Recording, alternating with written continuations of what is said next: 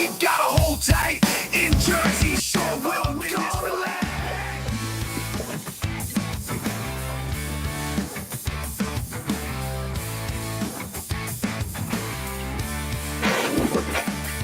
Stone cold hearts in the land of the free. Galvanized truth, just you and me. Freedom ain't cheap, gotta hold tight. In Jersey, sure will win this fight. No more tears, just righteous pride. In the streets, our spirits reside. Unity strong, we walk this line. One big voice, it's our time. Jersey, sure we got the fight. Stand together through the night. America first, raising the flag. We ain't never gonna lag.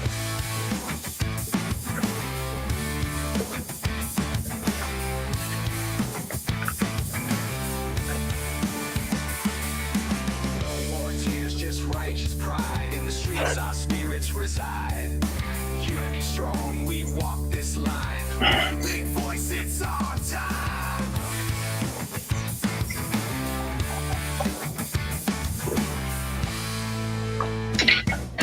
Generation fighters, take the stand. Shore to shore, we reclaim the land. Grit and glory in every strand. In Jersey Shore, we make our stand.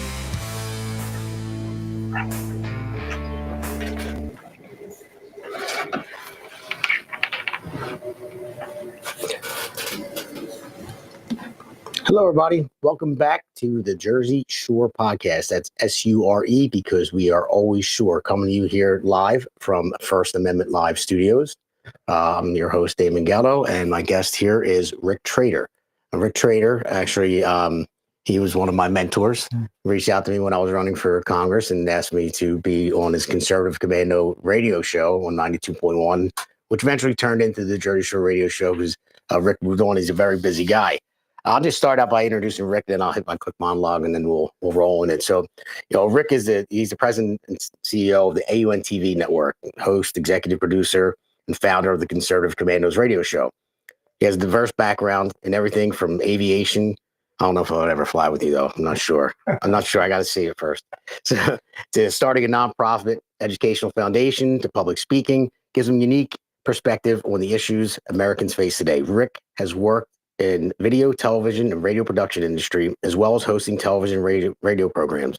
Rick created the Conservative Commandos radio show because he wanted to have a place to voice his conservative opinions and allow other conservatives to return our country to the constitutional Judeo-Christian roots our founding fathers envisioned. The AUN TV network and the Conservative Commandos radio show have become forums where conservative ideas, opinions, principles, values, and voices can be heard, shared with the rest of the country. And that's what I say. Rick was actually one of my mentors. When he contacted me, asked me to be on the radio show when I was running. And I was like, radio? I've never done radio before. So my wife got on me. She's like, why don't you do it? You should get into that. So Rick helped me out and show me the ropes. So, well, Damon, it's a great pleasure and honor to be here with you. And, for your audience, I met Damon, as you said, when you were running for Congress. And I took a look at your website. Whenever I look at a candidate's website, I always look for the issues. And when I looked at your website and looked at your issues, the issues that were important to you, the issues that you're running on, I think, wow, I got to get to know this guy a little bit better. I mean, you were right on 100% on them. And it's been a great honor and pleasure. And it's been fun knowing you, buddy. Thank you. So I'm going to go to the first monologue. We're going to be talking about, how the left parrots the media over and over again. Then we'll get into our last podcast. We had some issues with Restream, but now everything's up and back to normal. So we're very happy about that. So, Damon, do we want to make sure we have audio here just to make sure?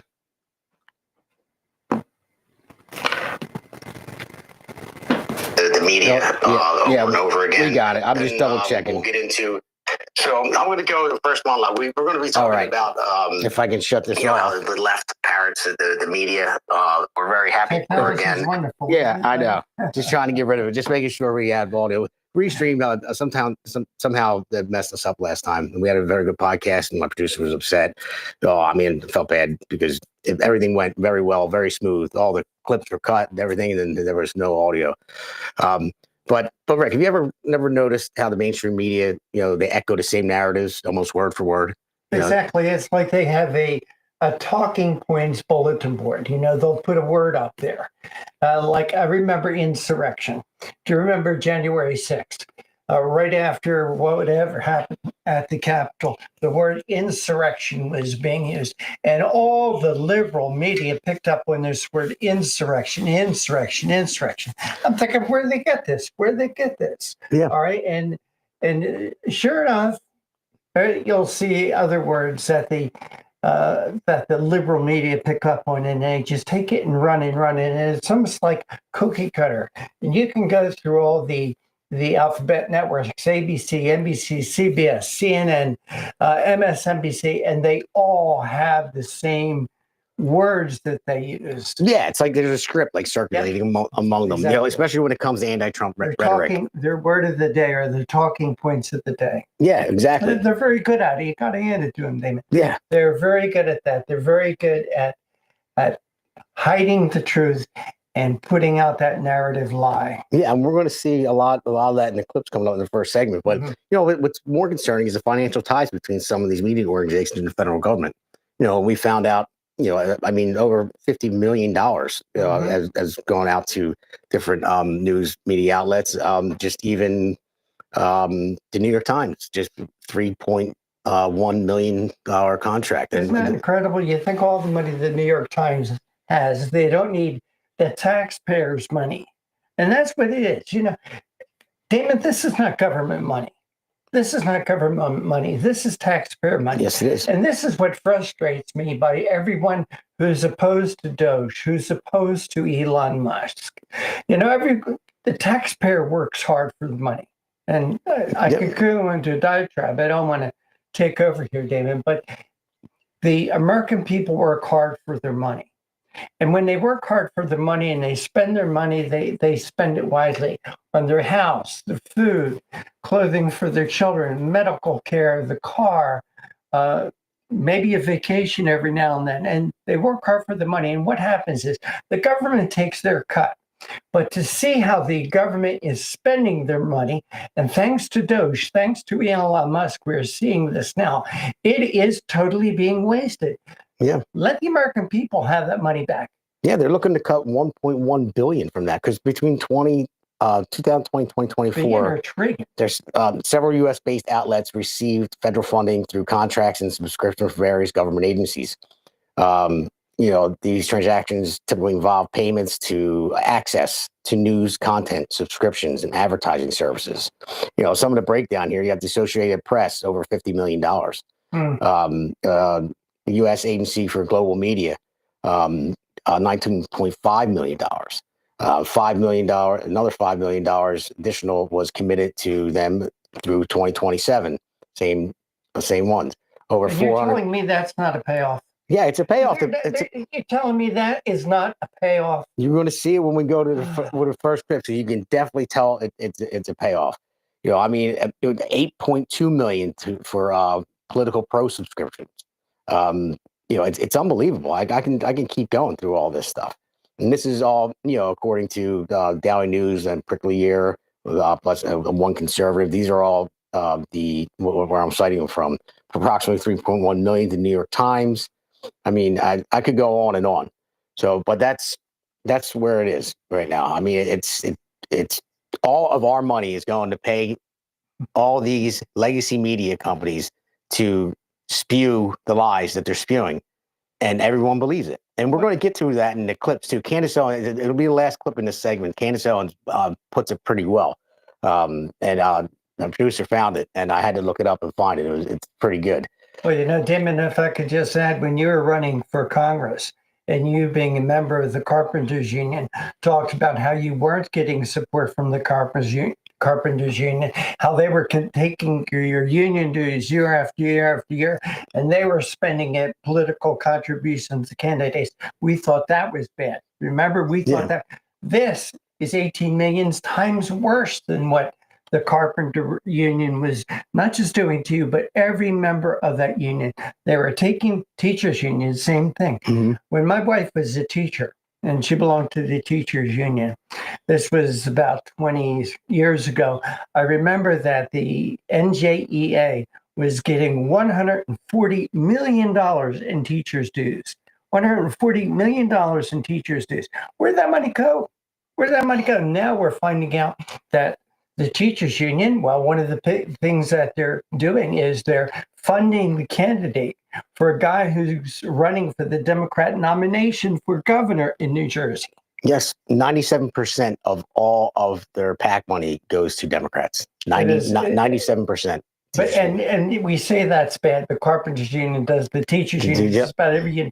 But to see what the federal government is giving these news organizations to promote the liberal agenda, what makes you sick? Should make everybody sick. She should make every taxpayer sick, because that's where their money is going. So instead of getting a better piece of meat, maybe a little bit better car, maybe a little nicer or longer vacation, maybe getting that new roof on the house. No, that tax money is going for this garbage. For them to lie. For them to lie. Yeah, basically it's what it is. So let's roll into our first segment. Fighters take the stand from shore to shore. We reclaim the land. Great glory in every strand. In Jersey Shore, we make our stand.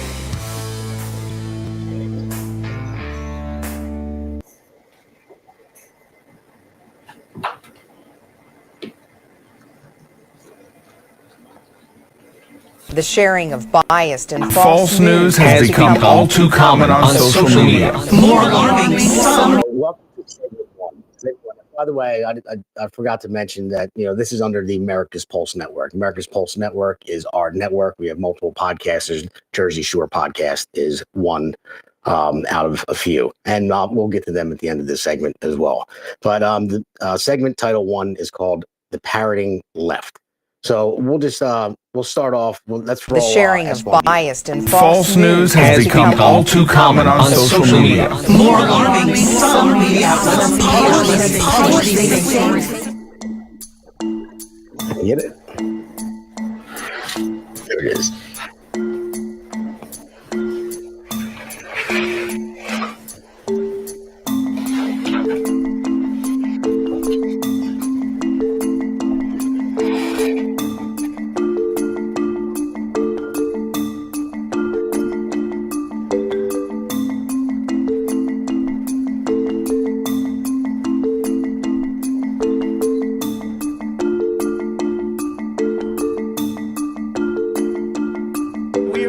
The fake news. It's fake, phony, fake.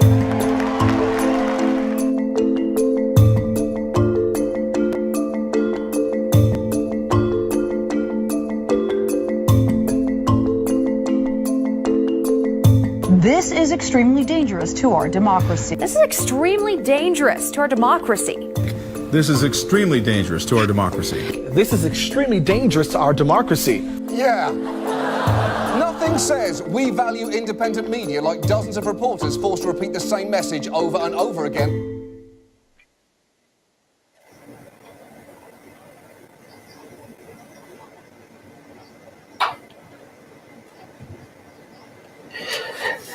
Yeah, Rick. So I want to show you. I want to roll the next clip and show you their new word of the day. It's like they go into a think tank and figure out what the new word of the month or the next couple months is going to be. So let's roll Democrats have S1V2.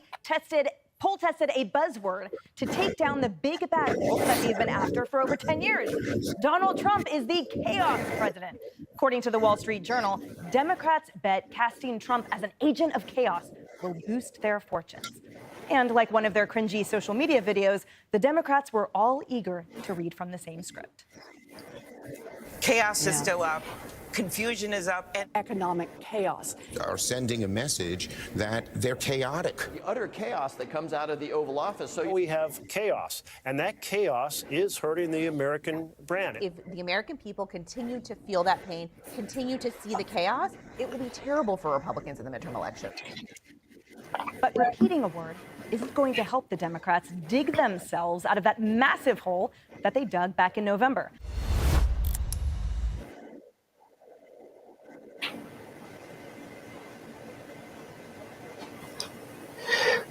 So that clip right there, that was all. That's the word of the, our Sesame Street word of the month or 2 months, however. It's all chaos. Every single one of them. It's chaos, chaos, chaos.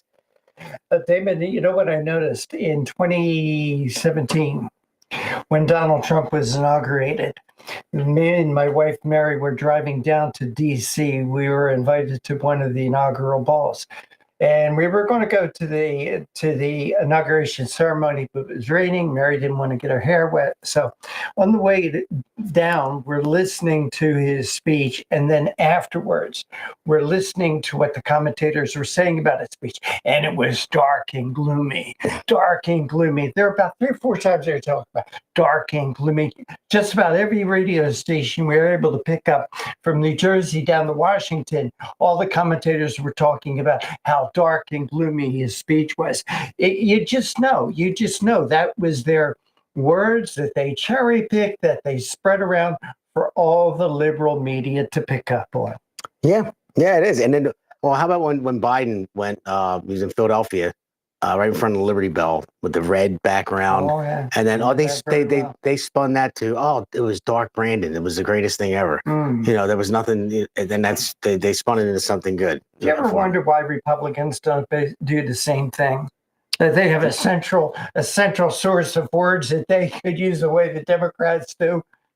Well, because we're better thinkers and we're not followers. We're not getting paid to say all these things.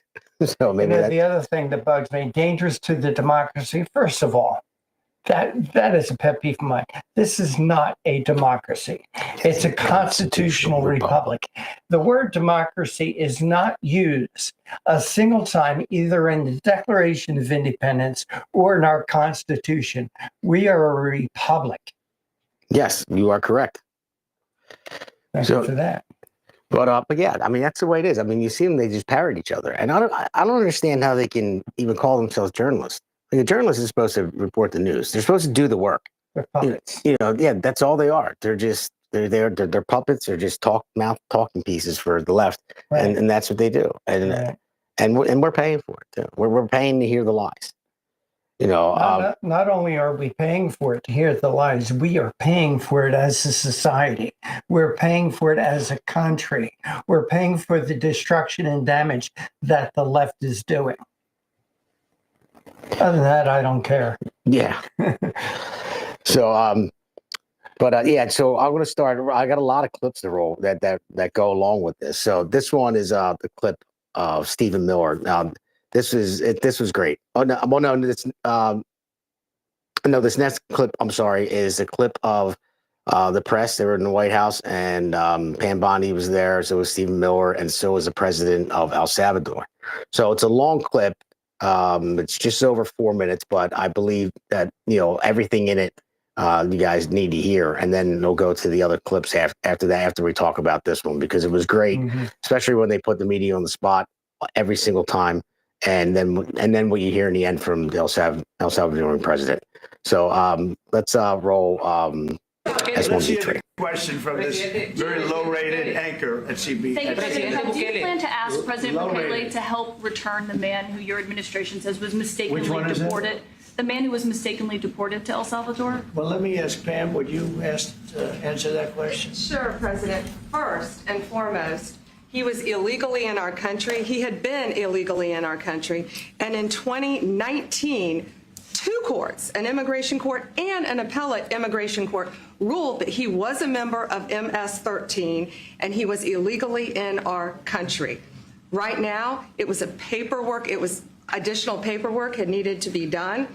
That's up to El Salvador if they want to return him. That's not up to us. The Supreme Court ruled, President, that if, as El Salvador wants to return him, this is international matters, foreign affairs, if they wanted to return him, we would facilitate it, meaning provide a plane.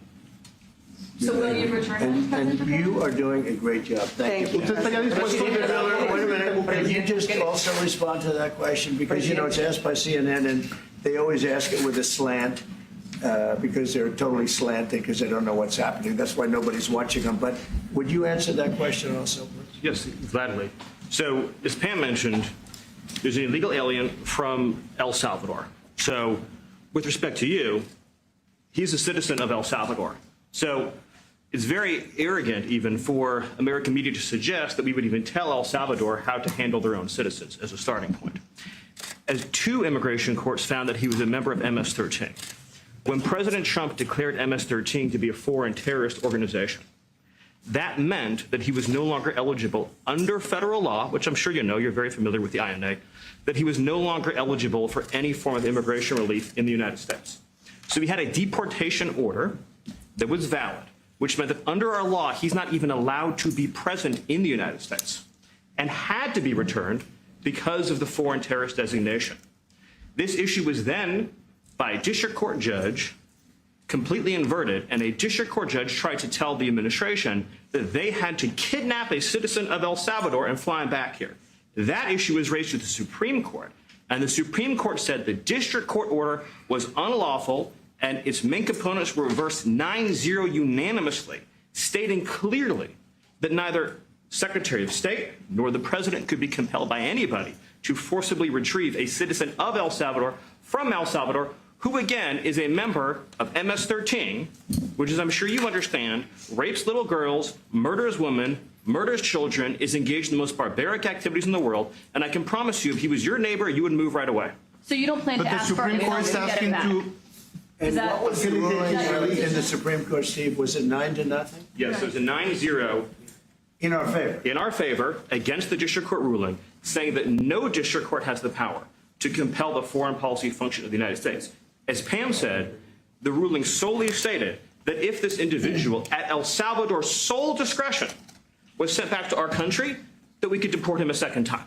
Well, no version of this legally ends up with him ever living here because he is a citizen of El Salvador. That is the president of El Salvador. Your questions about it, per the court, can only be directed to him.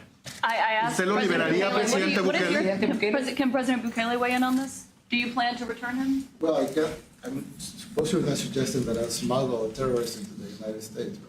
It's always how can I return him to the United States? Like, I smuggle him into the United States, or what do I do? Of course, I'm not going to do it. It's like, I mean, the question is preposterous. How can I smuggle a terrorist into the United States? I don't have the power to return him to the United States. But you can release him inside El Salvador. Yeah, but I'm not releasing, I mean, we're not very fond of releasing terrorists into our country. I mean, we just turned the murder capital of the world into the safest country in the Western Hemisphere, and you want us to go back into the releasing criminals so we can go back to being the murder capital of the world? No, that's not going to happen. Well, they'd love to.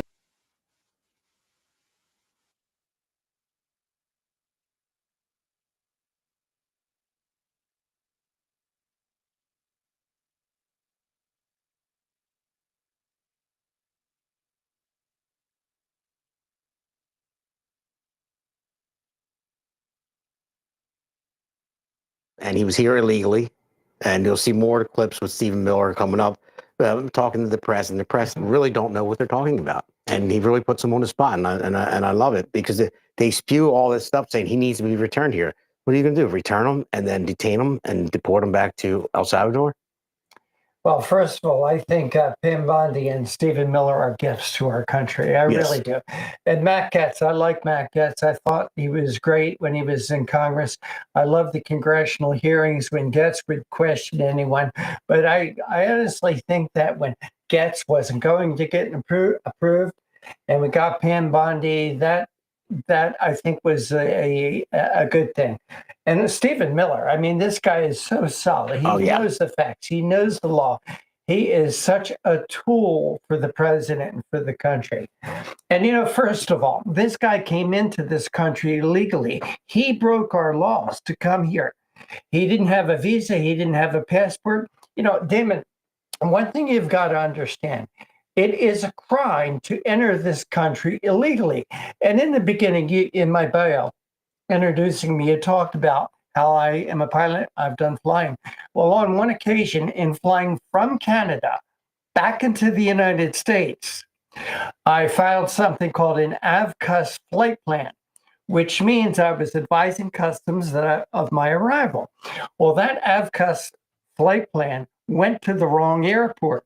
So when I landed in Sweetgrass, Montana, I was arrested by Customs and Immigration. You know what they say to me? They said these things. Who are you? What are you doing here? You've made an illegal entry into the United States. Before you say a word, you are subject to a $10,000 fine and 5 years in jail. I'm an American citizen. I'm flying from Canada back into the United States, and that's how I was greeted, by the threat of a $10,000 fine and 5 years in jail. So you tell me, Damon, all these people that came here illegally, shouldn't they be subject to the same laws and regulations I was as an American citizen? Absolutely. Returning home? Absolutely. It's a crime to enter this country illegally.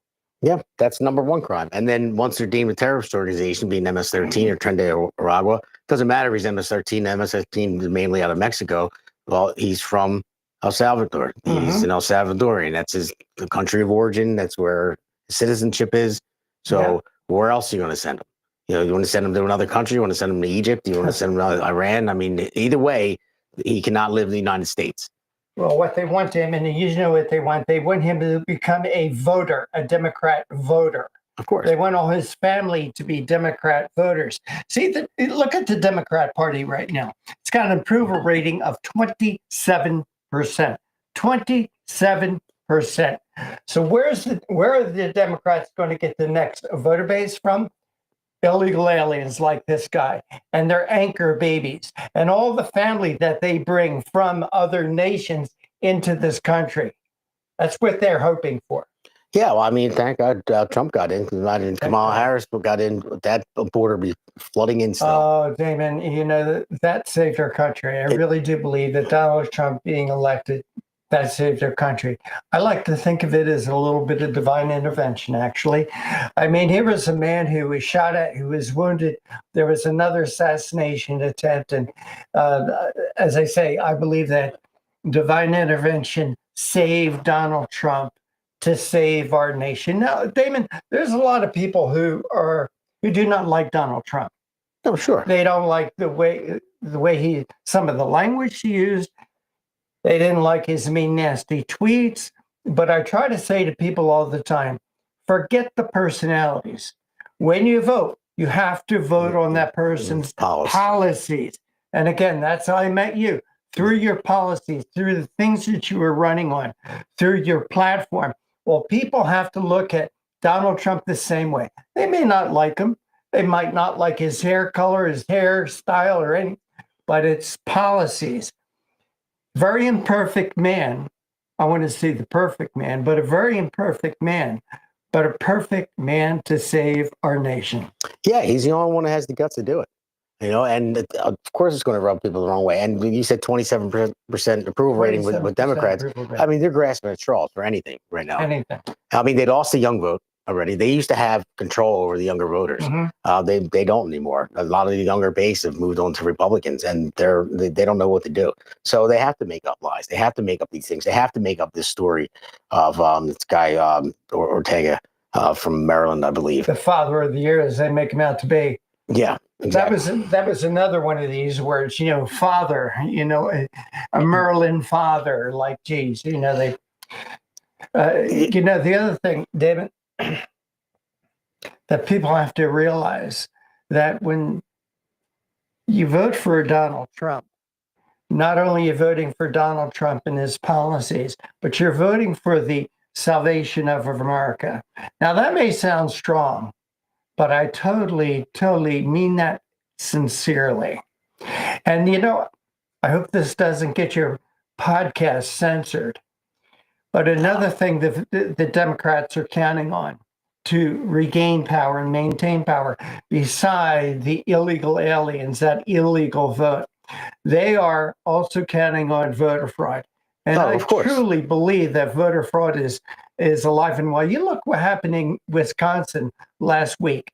They had two issues on the ballot for Supreme Court and also for an amendment requiring voter ID. Now, how is it that the voter ID amendment won getting like 80 or 78% of the vote. Yet the same voters that voted for that elected a lady who is a big time liberal.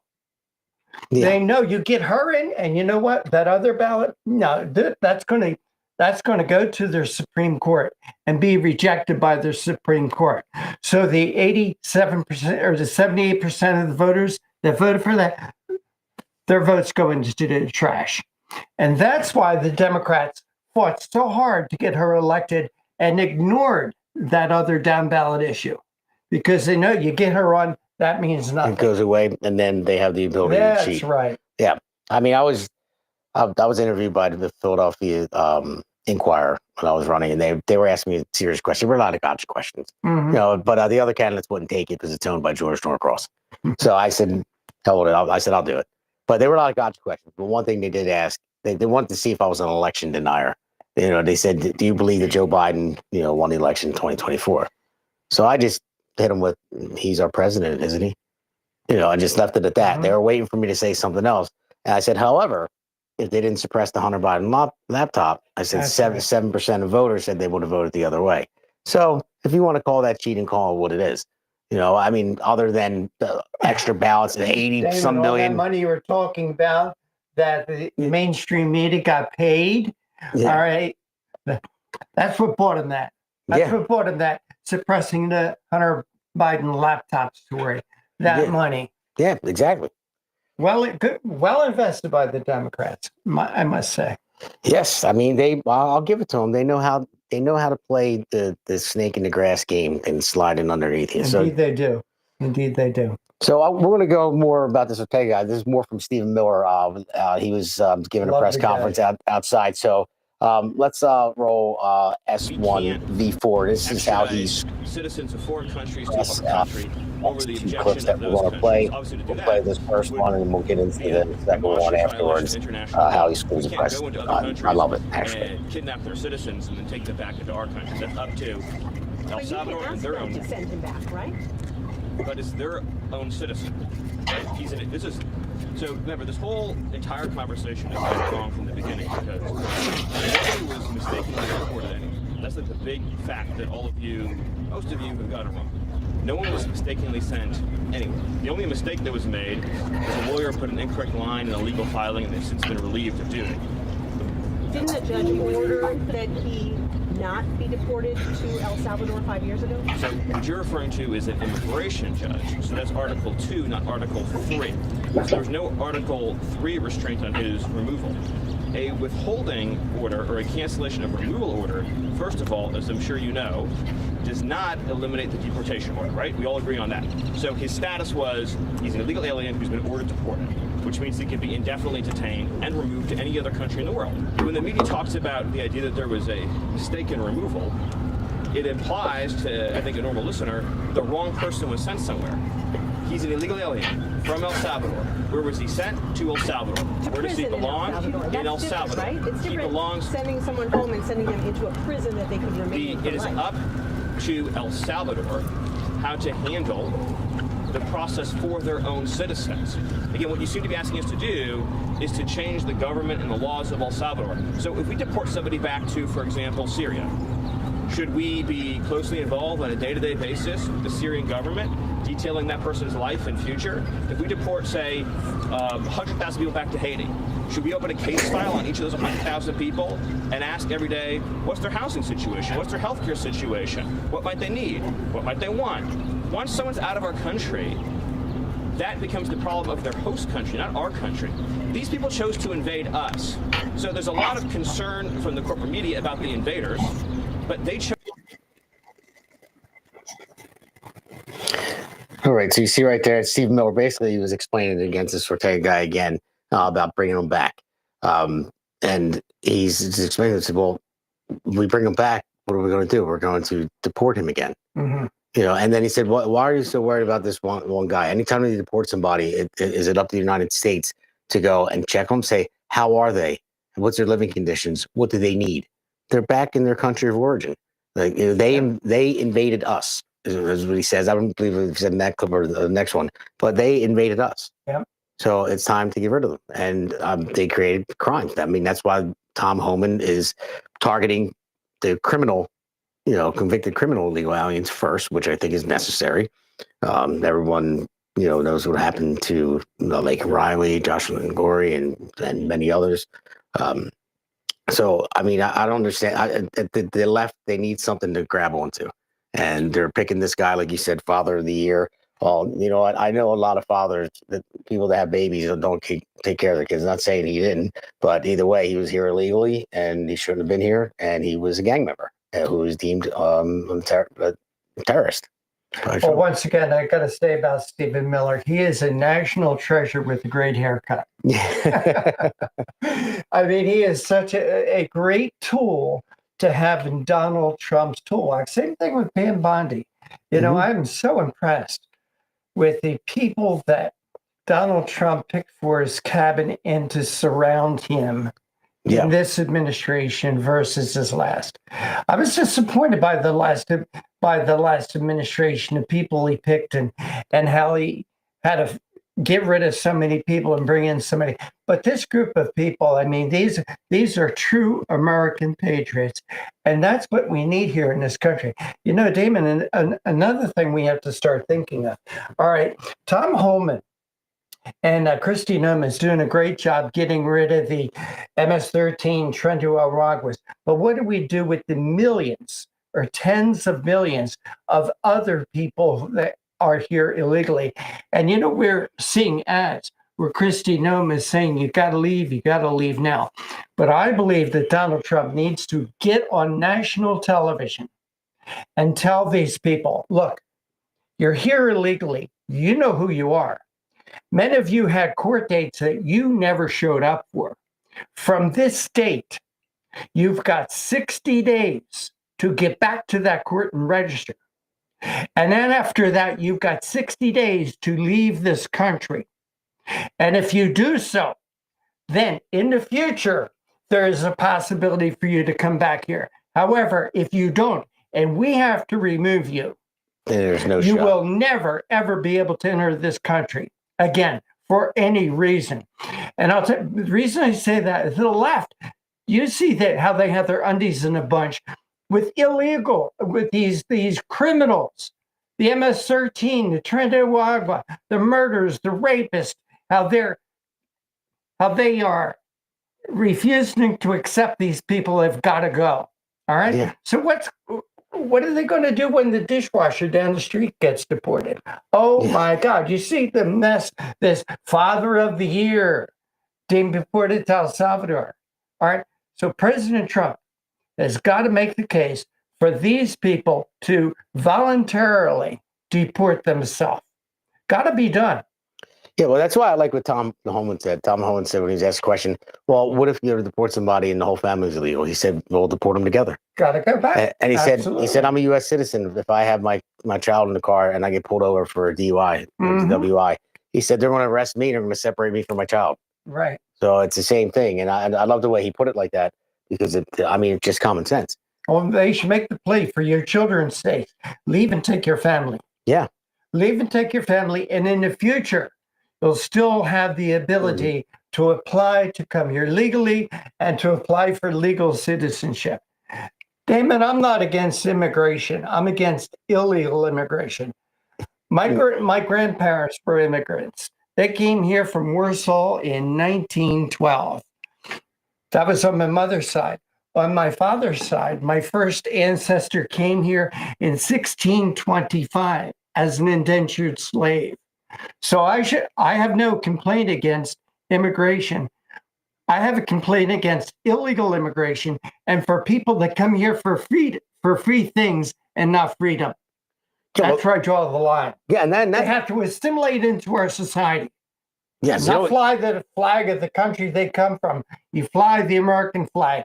You salute the American flag. You pledge allegiance to our flag, to our country. Leave your country in the past. Your home country in the past. If you want to be an American, then you have to assimilate to the American ways and values, like the Judeo-Christian values that it was founded upon. I mean, of course, there's different cultures and they do different things, but you do it the legal way. But you're an American. Like you said, salute the American flag. You abide by our Constitution, And everyone, you learn English, you use the dollar, you assimilate into our culture. You don't take your culture and expect us to celebrate it. You celebrate our culture. I'm sorry, but it really bothers me when people come here from other nations and they want us not only to accept them, but for us to accept their ways. And say, well, this is how we did it in our country. Well, you're not in your country anymore. You were in our country. You do it our way. Yeah. Do you think you're going to go over to Iran or no way, buddy. And then tell them, say, hey, listen, I'm an American. You got to start doing it this way. Did you ever walk into a bakery in France and expect them to speak to you in English? No. It isn't going to happen, buddy. Nope. It ain't going to happen. No, it's not. No, and then we shouldn't have. I mean, I understand there's certain holidays, national holidays for different things, but I mean, now they're coming up with a holiday for everything. Now, if I understand we have Cinco de Mayo and stuff like that, but that's celebrated within their community. I don't care if the community is a tight-knit community and they're Mexican, they're legal, and they want to celebrate and have a parade for themselves. That's their community. It doesn't need to be recognized nationally. It's the same thing. I don't, an Italian. We do have Columbus Day, but that really isn't anything to do with Italians. That's fine in the United States. That has to do with the discovery of the Western world. Exactly. Reawakening. The rediscovery of the Western world. If you want to say the Vikings were here before them, that's another thing. But that's all part of our history. Yeah. It's the other thing the left wants to do. They want to rewrite all history. Yeah. They want to rewrite all history. And when you rewrite history or you ignore it, then especially the mistakes that were made, it's bound to repeat itself. Right, absolutely. And that's where I'm at. That's where I'm at with that. We're seeing it today, Damon. I'm a bit older than you, but I remember the 1970s. I remember high inflation. I remember high gas rates. I remember high interest rates. Does it sound like something that's happened recently? No. But all these things go back to the 1970s. And because they don't remember the history from the 70s, they're repeating it now. Yeah, exactly. I mean, you look at high gas prices, high inflation, high interest rates, high unemployment. Yeah, all of it. And now, I mean, the audacity that people have that even the one guy was on a work visa that was going to Colombia, still detained waving Hamas flags. I mean, no, I'm sorry. You're here as a guest to attend Columbia College. If you're going to wave Hamas flags, not the American flag, then I'm sorry, you need to go. Hey, look, you invite Rick Trader to your home, and Rick Trader comes in your home and is disrespectful to you, to your wife, to your kids, your home. What are you going to do to Rick Trader? You're going to kick his butt to the curb. Exactly. And that's what's happening here. These people are disrespecting our country. They're here as guests. Out of here. Out of here like Vladimir. Yeah, it should be that easy. I mean, it's cut and dry. It's common sense. But you have the bleeding heart left. Common sense. But they're not bleeding heart. It's all about, you said, the votes and for power. That's all it is. They don't care what happens to these people. They could care less. I mean, when they say Trump's putting kids in cages, no, Obama put the kids in the cages. Right. Trump did it. And it's everything. They blame everything that they've done on everyone else, and that's the way they operate, and that's the way they manipulate people, and that's how they manipulate people from the parroting left, news media, and people believe it because they come up. And when you see like that over and over again, chaos, everyone says it. And every time you turn on, MSNBC, CNN, ABC, NBC, whatever it is, you turn it on, you're hearing the same thing over and over again. My mother-in-law is one of them. I mean, and she knows I'm heavily involved in politics. I have the podcast. I pay attention to things. And she still believes what they're saying. They're going to cut Social Security. I'm like, oh, God. I'm like, no, they're not. No, they're not. In fact, Donald Trump wants to cut the taxes on Social Security, which is another sore point with me. The American people work hard for their money. And then they start taking taxes out. And one of the taxes is Social Security. So you work hard, you pay your Social Security tax, then you give it to the federal government for the next 40, 50 years. They use it. And then when you want your Social Security back, then they tax it. Yeah. Damon, it wasn't always that way. It wasn't up to to 1983 that there was any tax on Social Security. You know who started to tax it? The Democrats did. It was one of the mistakes. You know, I love Ronald Reagan, but it was one of the mistakes Donald Trump made. It was a compromise that he made with the Democrats to get other tax cuts approved. And that was to tax Social Security. Oh, you mean Reagan? Yeah. I'm sorry, Reagan. Yes, they taxed it at 50%. That's not bad enough. Then in 1993, Bill Clinton and Joe Biden increased that tax from 50% to 85%, and that's where we are now. Now, Trump wants to remove those taxes. So you're not being taxed twice on your money. Yeah. And this is and then they're saying that Trump wants to cut Social Security. Well, you're right, Damon, because these people are getting all their news and information from the wrong sources. You're absolutely right. And they're believing it. Instead of doing a little investigation for themselves. No, they continue to go back to ABC, NBC, CBS, MSNBC, these stupid internet sites like Yahoo. Did you ever look at Yahoo News? Yeah, I have. Look at Yahoo News. Look at the headlines. Every headline that mentions Donald Trump, Republicans, or this administration is negative. Yeah. They have no positive, and it's Yahoo, it's Google, it's MSNBC, it's Yahoo, Juno. All of these sites are the same. Yeah. You remember even when Trump, the assassination attempt on Trump when he was shot in the air? When you went on Google and you tried to look it up, it came up Truman. You tried the assassination and you started typing in TRU, it came up Truman. I mean, you would think Google, I mean, it was just recent, it would come up Trump. Now they switched it, of course, when it made headlines. Of course, Fox and Newsmax pointed out, nobody else did. But now it does, but it doesn't even, it wouldn't even come up. You know, that's how much they censor things. You know, and that's what it is. I mean, just repeating the same thing over and over again is censorship. So people are falling for it. They're pawns. You know, they don't want to be pawns, but they are. Yeah. It's a shame. But they're pawns. And so even Damon, even a lot of my Facebook friends who are conservatives, when they send me something they think that I'm going to air on the Conservative Commandos or the AUN TV network, I always look for independent sources. Yeah. I always look for independent sources. Before I repost it on Facebook or Twitter or report it on Conservative Commandos or AUN, I want to make sure that this information I'm being fed is true and honest. Yeah. Well, I seen one of your last posts on Facebook, which is true and honest anyway. You probably got it from, I don't know what source, but it's a funny one. Did I steal it from you? I don't know. I may post it. If Trump said oxygen was good for you, then people would stop breathing. You know, that with the people that suffer from TDS, Trump it's like syndrome. If Donald Trump says the sky is blue, they'll say, no, it's not. It's gray. It's cloudy. Yeah. Or if he said water is wet, no, it's not. You know, it doesn't matter what. So Donald Trump has to use a little reverse psychology here. Yeah. All right. If he wants one position, he should come out 180 degrees for it. And so the liberal media will say Donald Trump is wrong because, all right, well, this is what we'll do. You know, boom. That's a good point. All right, so I want to roll into this is more Stephen Miller, same interview. So let's roll into S1. He's becoming one of my favorites. Oh, me too. I mean, he's on point. He's smart as a whip, and and this is where he really schools. This S1 V5 is where he really schools the media here because they don't even know what they're talking about, and he gets on them about.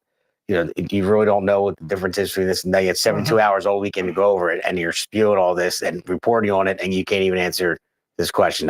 So true story. The CIA back in the day did this experiment where they placed 18 people in a room.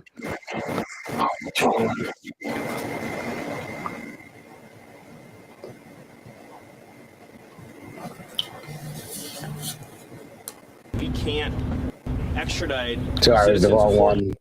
The right one. Here it is. Oh, looks like we lost that clip. Okay. All right. Well, if we can find it, we'll play it later.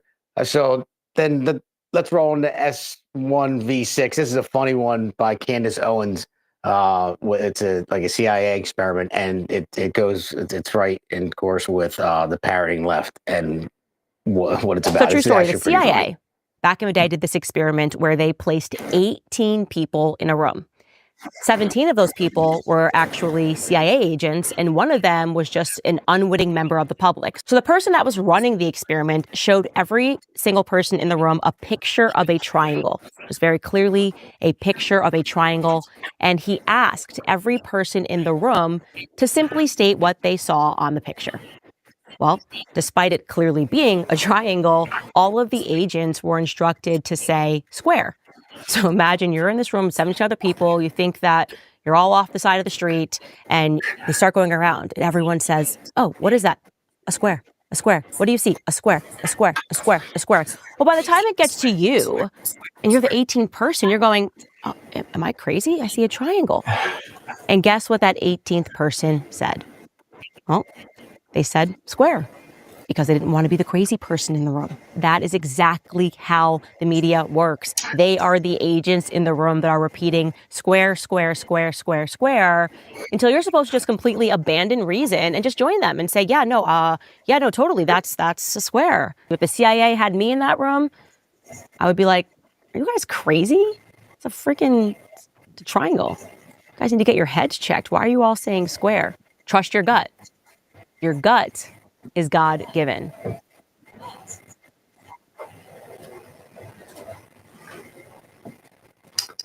Wow. Yeah. So that was a perfect clip by Candace. That CIA experiment. Now they give.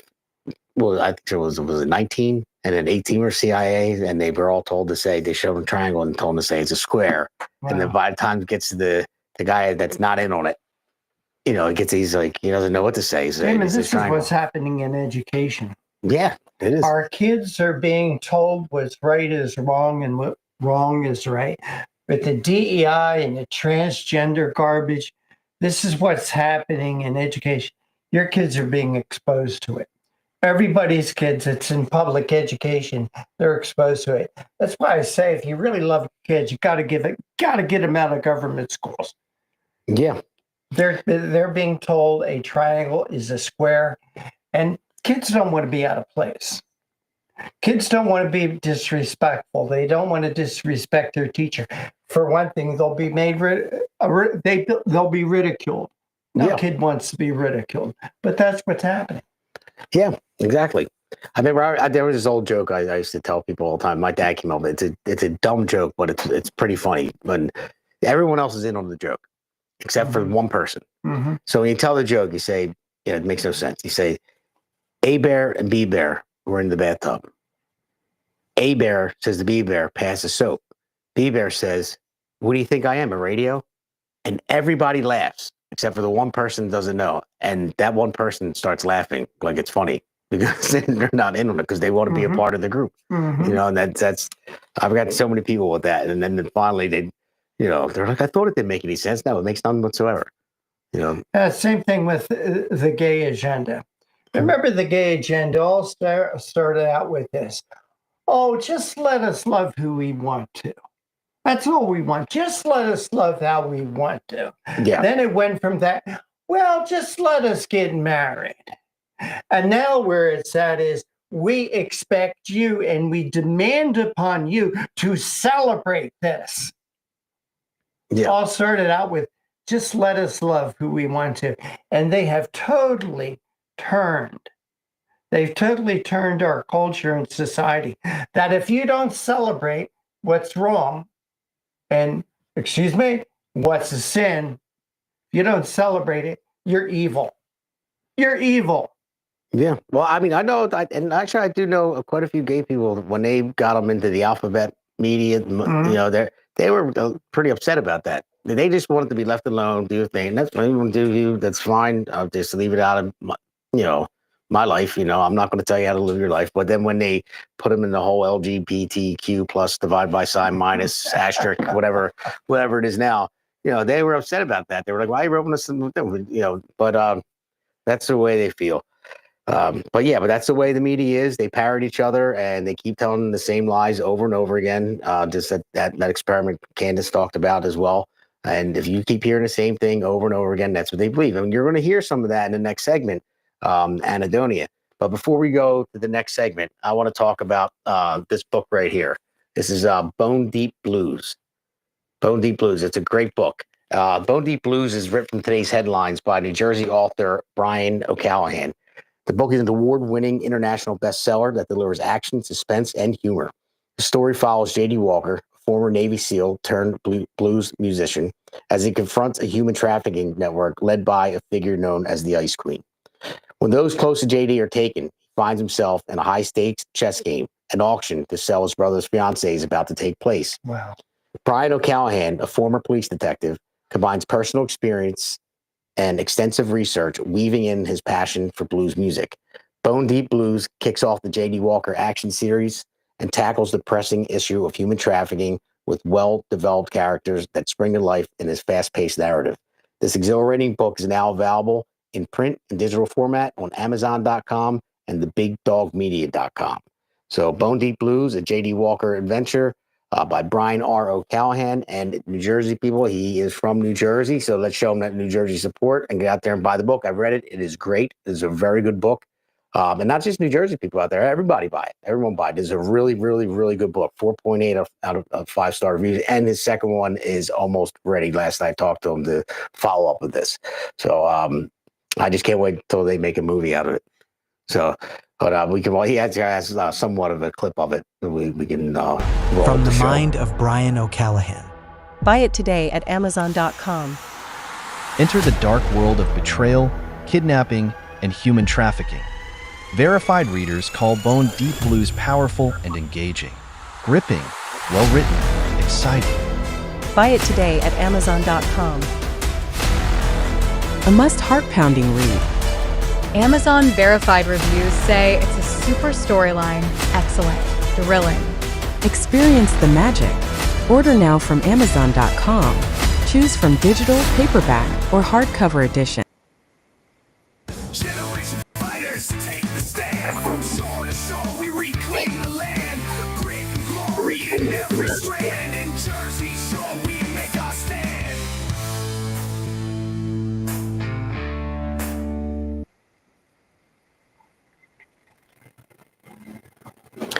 All right. Now, this segment is called Anhedonia, and I explained it to you beforehand how I found it. So Damon, the producer, and I, named Damon, went down to the Tesla protest at Cherry Hill Tesla dealership. And when we got there, we were able to catch quite a few quick interviews until they, CRI, it was Cooper River Indivisible, who orchestrated the whole protest. They were busing people in from Philadelphia, all over the place. And when I went to park and come and meet my producer, I was walking with one of the busloads of people. So these people they were all wearing safety vests, and they were coordinating the whole protest, and they were handing out flyers to everyone. So I was walking with that group, so they handed me one, and I stopped and I was reading it, and the guy came up to me and said, "Wait, you're not with that group?" I said, "No, I'm by myself." He said, "Oh, I need that back." I said, "I need that back. We only have so many to give out." He didn't want me to do any research on it. I said, "Buddy, you got a better chance of seeing God than me giving this back."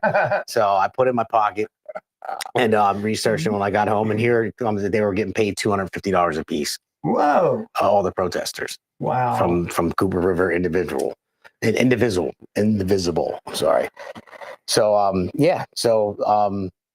let's just we're going to start. We'll roll S2V1, but I wanted to pay attention. It's just me in an introduction of being there, and pay attention to the girl on the right of the screen with the bullhorn and the red hair, because she's going to come up in the later clip, and you'll see how unhinged some of these people are. So let's roll that clip. All right, everybody, we're here live at the Tesla dealership in Cherry Hill. There's a lot of protesters here against Elon Musk. They're saying deport Elon Musk. They're talking about how he's evil and he's a fascist and he funds fascists. So we're here to just ask people why they're here and what they're asking these simple questions. Like why would they come out here and protest in front of a Tesla dealership against somebody that is, I believe, an innovator? And so what that he's rich. He earned all of his wealth. So I'm just going to get some Q&A with some people, see what they say, and then you'll see it on the podcast coming up.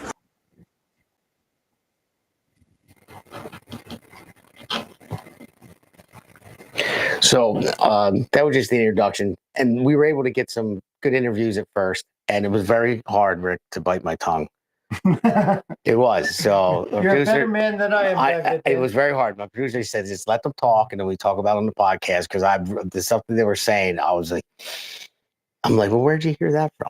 You know, I just let them go and let them go, and you'll see that these people are unhinged. You can see that they watch this parroting media over and over again. They think they're cutting Social Security and Medicare when in the end they're cutting fraud. I mean, they're cutting the fraud. We just found out that kids that aren't even born are collecting unemployment. I mean, how is that possible? You know, they're not even born yet. They're collecting unemployment. Maybe they did a lot of work in their mother's wombs and the womb, and they deserve some unemployment when they come out. I don't know. I can't make it up. But I mean, you'll see some of these people. This is one clip here. This one is kind of broken up as one of our first videos. I wonder if these people think they're stealing from the state or from the federal government. Really, what they're doing is they're stealing from their neighbors. Yeah. Because it's their neighbors' money that goes into the unemployment funds. It's their neighbors' money that goes into their taxes. So they're not stealing from anybody except the American people. Yeah, I don't know if you saw the interview with Brett Baer and Elon Musk and his Doge team. I mean, Elon even said, he said, I promise you, when we're done cutting the fraud, you're going to collect more in your Social Security benefits than you are now. We're not touching Social Security. I mean, they've promised it so many times. Trump has delivered on everything that he's ran on. Yep. So if he was to touch Social Security and Medicare or anything like that, other than getting rid of fraud, I seriously doubt that, because he is coming. You know, he is delivering everything that he said he was going to deliver with the tariffs, with everything else, and they're all up in arms about that. But it seems to be working. We have now 130 countries coming to the table. I mean, China's going to be a tough one to go back and forth, but we can outlast them. But we just got to make sure we don't drive any other countries into China's trading, you know, because they're willing to put their foot in the door. But we have to, not just with tariffs with China. I mean, you have to cut them off on all ends. That's why. Absolutely. Yeah, that's why we need to ramp up our military, build more ships, take control of the Indo-Pacific, Panama Canal. That's something that wasn't even on my radar, you know, until Trump came in office and what they were doing with that. Same thing with Greenland. You know what the thing about Greenland is? It's the same thing about Canada. Explorers forever have been looking for the Northwest Passage, a shorter, easier way from the Atlantic Ocean to the Pacific Ocean. Now, when we were coming through ice ages, and you know, the little ice age was just 500 years ago, but that Northwest Passage was closed by ice. And because of the warming of the planet, don't tell me it's being done by man, it's just the nature of things. Well, what is happening is that Northwest Passage, that mythical Northwest Passage that's always been iced up, is now opening up. And to get to that Northwest Passage, you have to go by Greenland, you have to go by Canada. And I believe that's one of the reasons that Donald Trump is pushing Canada, pushing Greenland. Now, you know, it's the art of the deal. What Donald Trump says, we want Canada to be the 51st state. We want Greenland to be the 52nd state. I think what he's really going for is a compromise. Yes, we want Greenland is larger than Australia. It's huge. Yeah. There's all kinds of natural resources there. I personally went and I think Donald Trump wants the Americans, America to control those resources. Because if we don't, China will. Yeah, they will. And if we don't control that Northwest Passageway, China will. Yeah. So it's very, very important. Yeah, Very, the art of the deal. Yeah, and peace through strength. I mean, that's why you go down to Panama. When he just came back from there, Pete Hegseth came back. He said, "You see everything the Chinese, they're written in Chinese, all the signs, everything." Is that right? And said all the cranes that they have there, that they're building Chinese cranes with antennas on top. What are they for? You know, and so the Chinese have been infiltrating and stealing all of our intellectual secrets and all everything. So I mean, they're our number one enemy. I mean, but they're a mess. We can outlast them. I mean, their population is down big time. Well, their economy depends on our economy. And yes, Damon, everything. And by the way, Damon, our producer, has a beautiful studio here. It's full of cameras and computers and monitors and microphones and lights. I would bet most of it come from China. Now, God bless you, Damon, Mr. Producer. But in another 5, 6, 7 years, everything in this studio is going to be obsolete because that's the way the technology with video production goes. Yeah. So the next time Damon wants to rebuild his studio, guess what? Is he going to buy all this stuff from China, or is he going to buy it from a company that produces the stuff in the United States? Now, China gets all our money, all the junk that we buy from China, all the clothing, all the toys, a lot of tools are being made in China. What the Chinese are doing, they're using that money to build their economy, to build their cities, and most scaringly, their military. Yes. Now, I'll talk about this. And again, I like to research my facts, but I saw something today, an article that was sent to me on the internet, that China has the capability to wipe out the entire U.S. Navy in 20 minutes. Where'd they get that money? They got that money from all the junk that we buy. That's going to be in the trash, in the landfills in another 3 to 5 to 7 years. No, you're absolutely right. Probably everything you're wearing today, Damon, probably come from China. I don't know about the MAGA t-shirt. I think this maybe one's not safe. the MAGA t-shirt. Yeah. But most of the things in your closet today, comes from China. Mm-hmm. You know, about 20 years ago, my wife wanted to buy me a new ski jacket. She bought me this. It was Columbia. You know, the Columbia sports. Mm-hmm. She bought me a Columbia sportswear. I looked inside, label made in China. I said, "Sonny, take this back. I don't want to wear it." She says, "Why?" I said, "It's made in China." I remember Tiananmen Square. I remember them running over their people with tanks. Yeah. So she went out shopping to try to find me a jacket, a ski jacket, not made in China. She couldn't find one. You know what she did? Eventually, she bought a jacket, cut out the label. Seriously, I mean, this is a true story. Everything. So China is enriching themselves by every time you go to a store and you buy something that's made in China. Again, they're enriching their economy. They're building cities and nobody lives in there. Yeah. No, and they're building these cities to get their people work. Yeah. And as I said, the real threat is they're building the military. They've got the strongest, strongest military in the world. Their Navy is as strong as that. That's why Trump's trying to give pass $1 trillion for for Pentagon, for Department of Defense. I heard this the other day on Fox, and I don't remember the number of ships that was being built right now in China, and maybe it was 200. You know how many ships are being built right now in the United States? 5. 5? 5. Now, where's the real threat? You know, I believe that we were able to win the Second World War, not because of America's military might, but because of America's manufacturing might at the time. Yes. You know, all the factories that were building things like refrigerators, washing machines, automobiles, all those factories were turned to producing planes, ships, guns, ammunition. We don't have that capability right now. No, we don't. And We don't have it. You know who has it? China. You know how are they be able to build it? Through the American economy. The Americans sending billions and billions of dollars to China each and every year. Yeah, you're absolutely right. So you know what? It's almost like the Americans are on a sugar high. All this cheap Chinese garbage. We may have to accept the fact that things might cost more to have it produced in the United States. But Donald Trump's plan is those companies that are building things in China now will be building them here now. So what will happen is instead of that money going overseas, that money is going to be here. Yeah. Producing American jobs.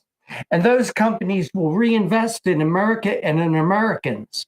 Sure. Not in China and the Chinese, but America and Americans.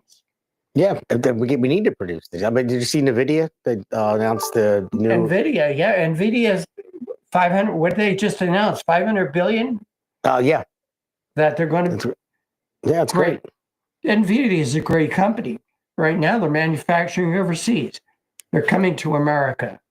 AMD coming to America, and you're going to see more.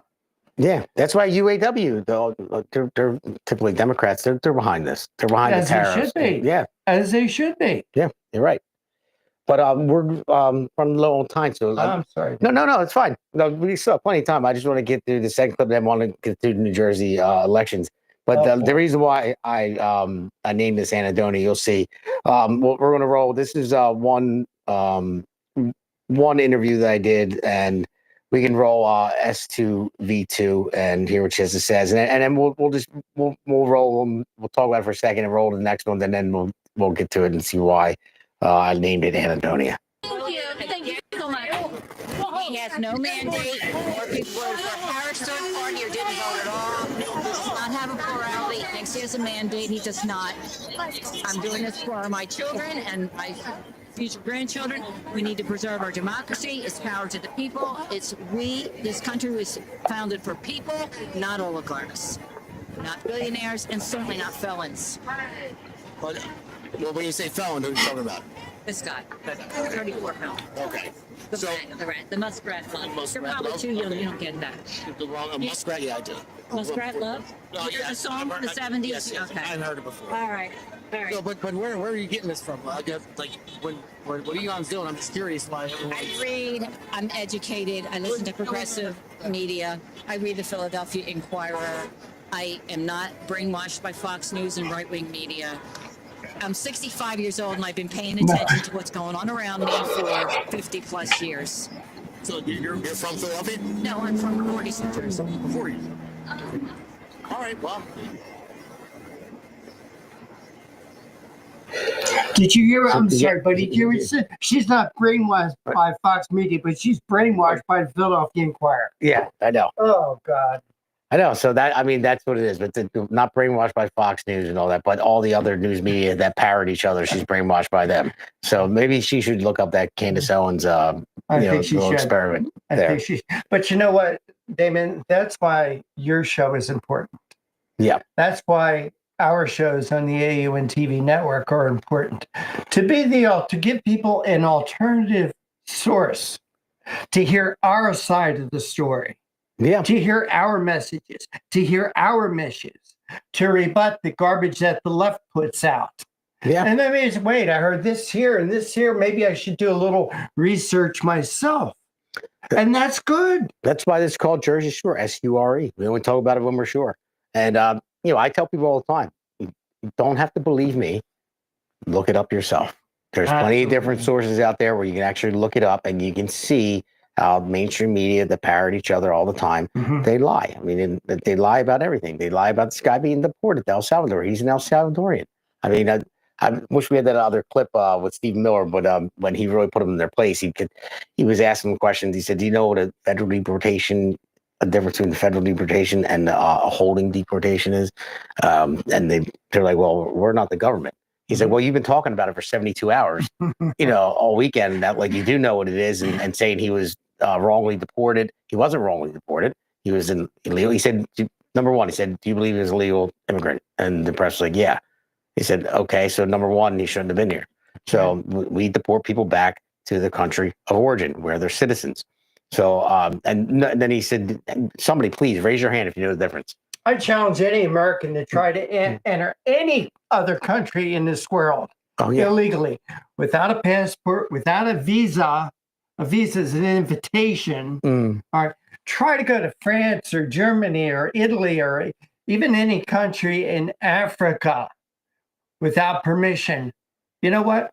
You may end up in jail. Certainly, you're going to end up back on the plane heading home. They're not going to let you in. Why should we? Why should we have open borders? No other country in the world does. I challenge anybody out there, please help me out. Tell me, what country are you allowed to enter illegally?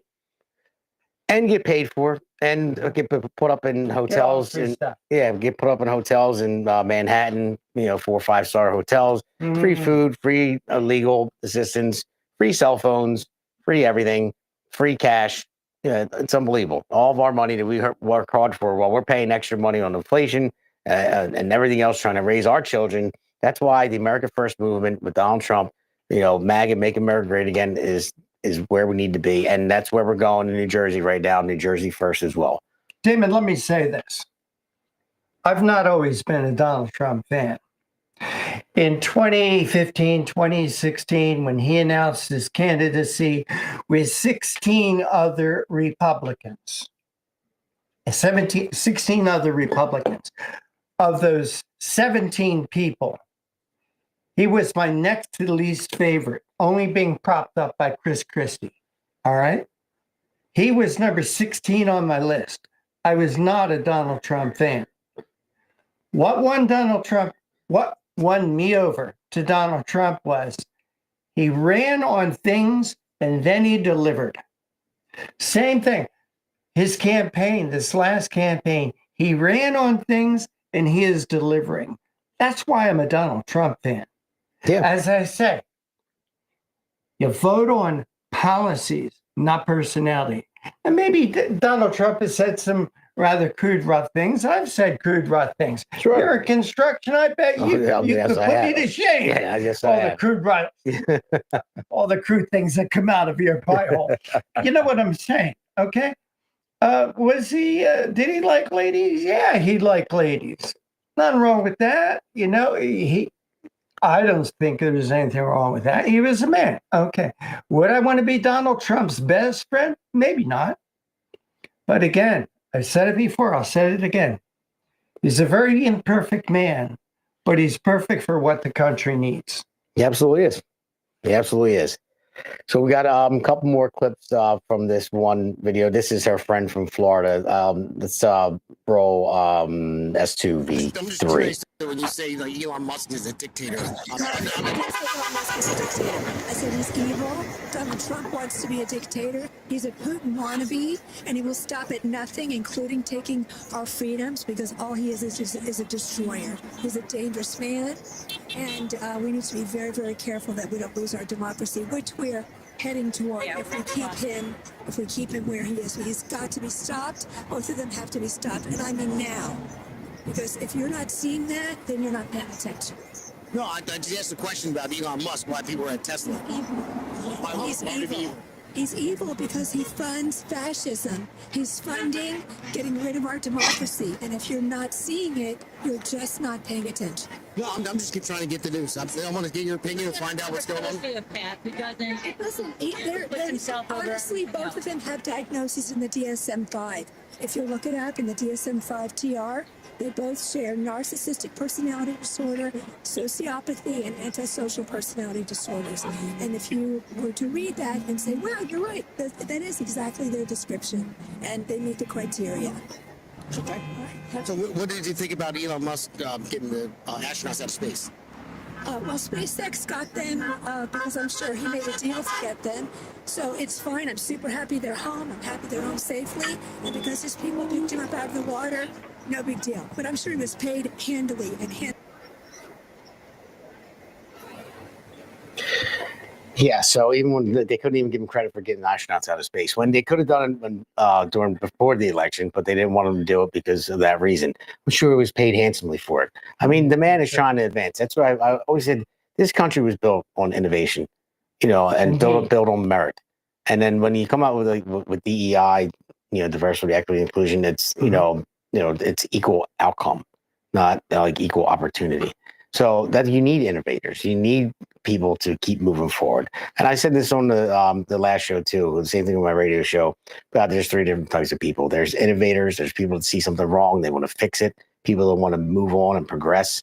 And then there's people that are just the everyday worker that pay their taxes and want to live their lives, and they're productive members of society. And they're not necessarily leaders, but they want to elect the people who lead them.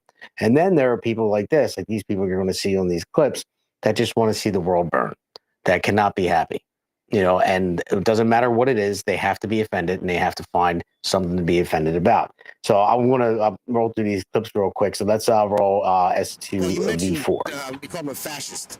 So what's that? He funds fascism. So please don't put words in my mouth. No, I'm not. He funds fascism. He's all about the money. So It's all about the money, greed, possession, control. They want to oppress and control and possess. They want to possess Canada, Greenland, Gaza, all for their own means to an end. It's all about the almighty dollar, because they believe the U.S., the gold makes the rules. It's about making the wealthy wealthier and putting seniors and other people at risk, because genuinely, they do not care.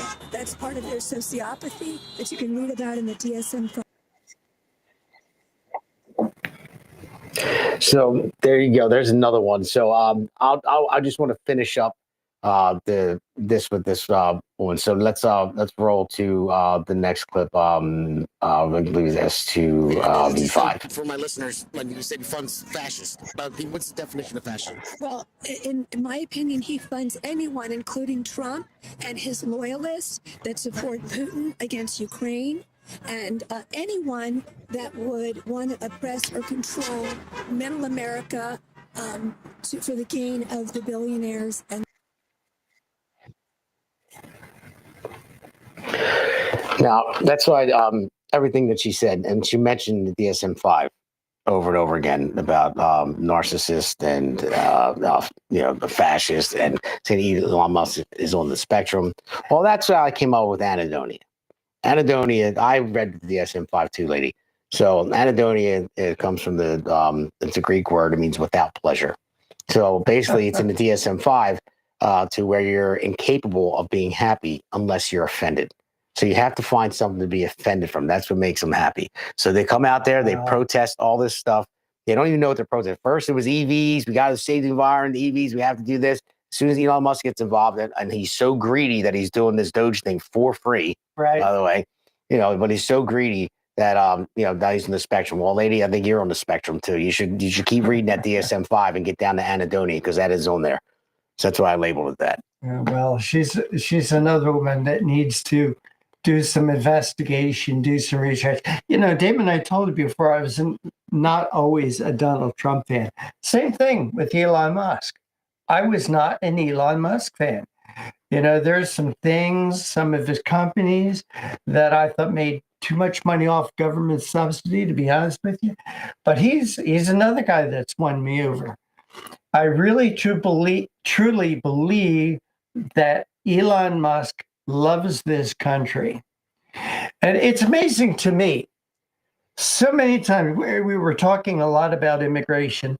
And I said, I'm for legal immigration against illegal immigration. There are some people out there who were not born in this country, like Elon Musk, like Dinesh D'Souza, like, I'm forgetting the same, but there's a lot of people that are born in foreign countries that are now Americans who love America. I remember a story one time, a guy who was born in Cuba, and his parents came to the United States, like on a raft or a boat. And when he talked about defending the United States, he was saying, I defend the United States because this is the last bastion of hope in the world. I was born and raised in a communist country. I know what that means. I know what it is. Now, you know who that was? That was Ted Cruz's father. Yeah, I remember. Ted Cruz's father was born and raised in Cuba, and they got out of Cuba because they wanted freedom. They didn't want to go back to what they left. And as I said, he said America was the last bastion of hope. Yes, I believe it is. I mean, if it was so bad, why do they want to come here? And you know what? If it's so bad, what's keeping him here? Get out. Yeah. I mean, the world is open to him. Go to Europe. Go to Africa. Go to Asia. Go live in Antarctica. You don't have to live here. Yeah, follow Rosie O'Donnell. She's the only one that kept her promise. This is a free country. They can leave. Yeah, sure. And people do it every day. Yeah. Just not enough of them, or not enough of the right people or the wrong people. But they can leave. No one's keeping them here. Yeah, not at all. Not at all. And then the best thing is what you can see in this next one. There's 2 clips left in this segment. Now, this is where perfect example is when you just ask them a simple common sense question and they can't answer it, and they don't want to answer it, and they back off and they get nasty, they get angry. And she got angrier later. Oh, you don't have that clip? It was the one with the bullhorn in the back. So we don't have that clip on there, but. There was one in the first clip when I said, pay attention to the girl in the red hair and the bullhorn. I remember that. I went up to her and I asked her, why she was here. And she said, to protect our democracy from the fascist Elon Musk and Donald Trump, and that's when, I said, oh, really? I said, well, a lot of people are saying fascism. I said, well, can you give me a definition of fascism? And she said, what do you mean definition of fascism? I said, what do you mean? What do I mean? Can you give me a definition of fascism? I said, I asked other people, and people gave me different answers. Right. I said, I wonder what if you can give me your definition. She said, I don't like your line of questioning. I see where you're coming from. This interview is over. I'm not talking to you anymore. God. And then because she couldn't answer the question. And that's because she was one that was being paid there, paid to be there. And then and I'll show you I guess we'll roll the last clip, the old clip of the guy. See, like I said, it was well organized. They were all wearing safety vests, like you're on a construction site. And it was dozens of them. And once we don't have that one either. All right. Sorry about that. Well, I guess we'll play that one next week. So basically what they did was there was maybe a dozen of them there. And they were organizing everybody getting off the buses. And there were a lot of them being bused in from Philadelphia. And they were stationed people there in different areas. And once we got our interviews in the beginning, they shadowed us the whole way. And they kept going up to people we went to interview and said, don't talk to them. Don't talk to them. Don't talk to them. So even producer Damon, he said, what are you talking about? He said, this is the freedom of press, freedom of free speech. And, he said, he's like, I didn't tell him nothing. He said, you just told him, don't talk to us. He said, well, I implied, I suggested. And I was like, no, you didn't suggest it. You said, don't talk to him. And then I followed the guy again after he did it multiple times. So I went up to him. I said, would you like to have an interview? And he said, absolutely not. And I said, well, where are you from? And he wouldn't answer the question. I said, well, can you at least tell me where you're from? And he ignored me. I said, well, I bet you're not from New Jersey. And he said, what'd you say? And I said, I bet you're not from New Jersey. And he said, why would you say that? I said, because you won't tell me where you're from. I said, so obviously you're not from New Jersey if you're not going to say where you're from. Why are you wearing a vest? Why are you coordinating all this? Who is CRI? Where did they get their money? Yeah, well, where did they get their money? We'll get into that in the 4th segment. So right. that's a short one. That's the Patriot and the loser of the week award. So we don't have that clip, but that's basically what it was. I mean, they were rude. Everyone there. Next week I'm going to play some of the clips. There was some, there were veterans there that were, with the American flag. My buddy Eric Simpkin was there, tried to organize it like last minute. There wasn't a lot of people. We were outnumbered, maybe I would say 1,000 to 20. That were there. But I know he's trying to get more organized next time. But so we still had a presence, and there was an older veteran there. I mean, he's in Vietnam, and it was a great interview. And he just talked about how much he loved this country, and he couldn't believe that all these people were so against this country. And I believe he said it in his interview. He said, if they don't like it here, they can go.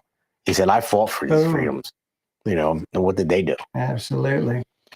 So, all right. So, That's the end of segment 2. So let's roll into segment 3, where we're going to talk about New Jersey Welcome elections. to America's Pulse Network.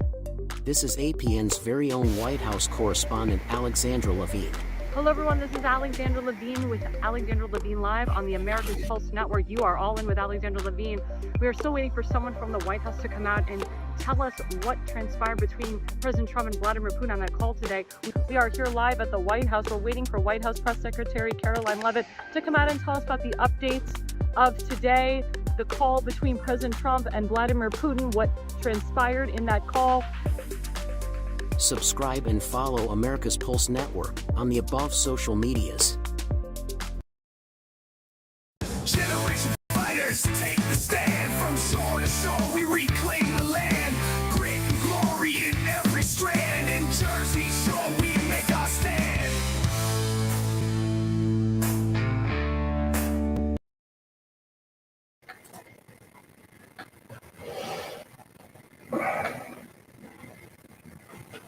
All right. So segment 3, talking about New Jersey elections. So where do you want to start? You want to start the governor's race, where we have Jack Ciattarelli, John Bramnick, Bill Spadea, Mario Kranjak, and Justin Barbera in the race. Yeah. Well, I don't know how you say it, but I think it's going to come down to Jack and Bill. Yes.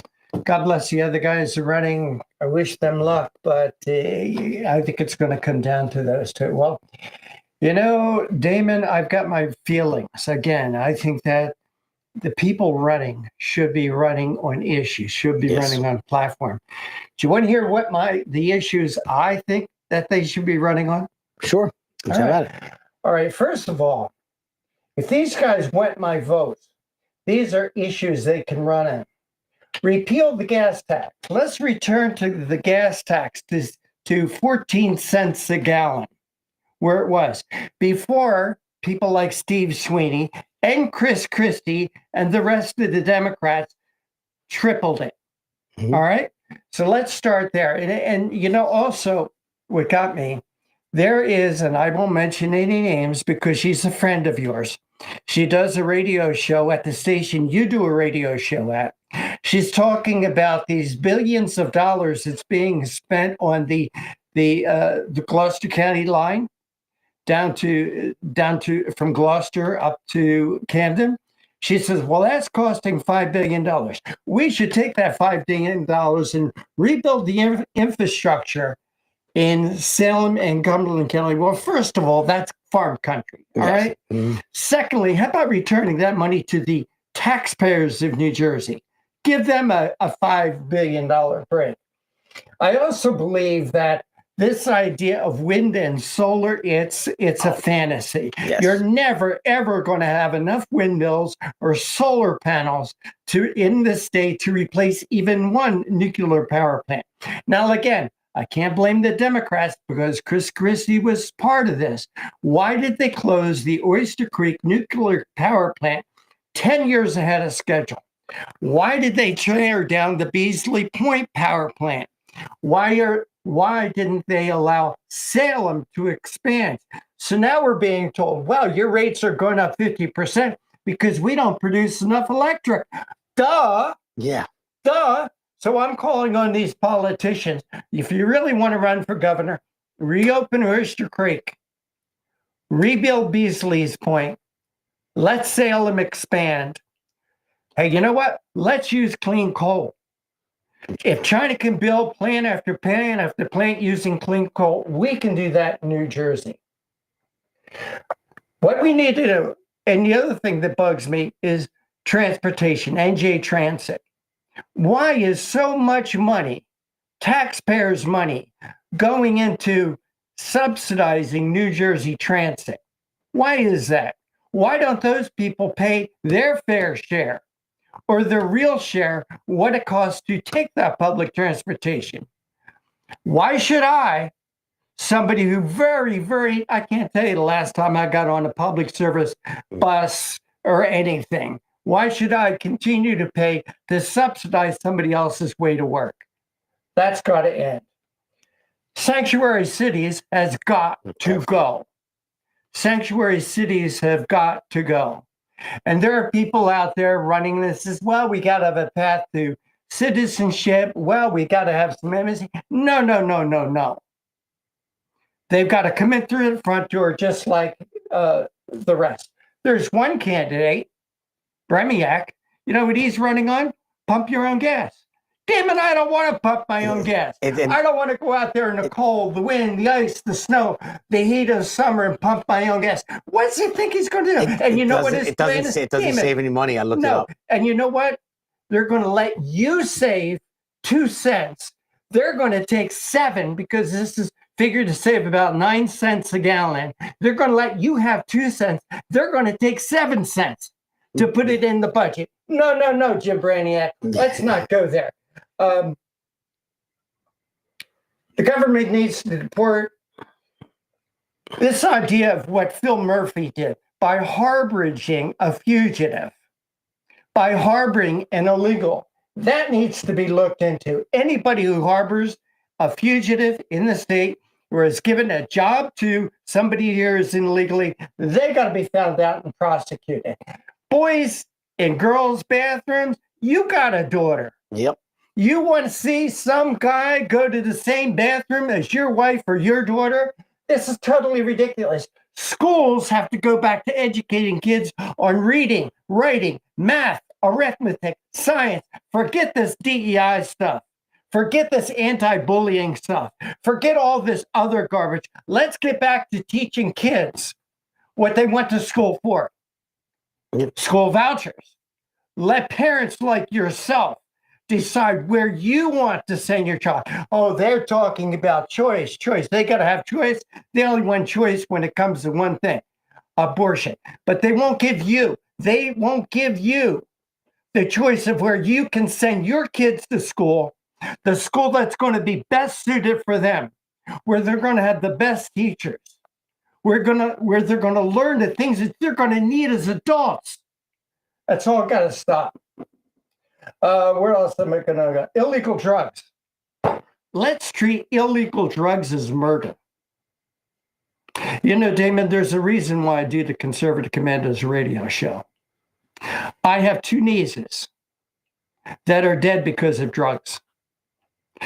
My wife has a nephew that's dead because of drugs. Whoever gave them or sold them those drugs murdered those 3 people.